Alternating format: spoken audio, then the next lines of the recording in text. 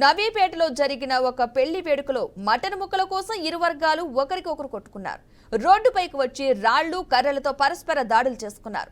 నవీపేట వధువు నందిపేట వరుడు పెళ్లి విందులో ఈ ఘటన చోటు చేసుకుంది. పోలీసులు రంగప్రవేశం చేసి సద్దుమణిగించారు.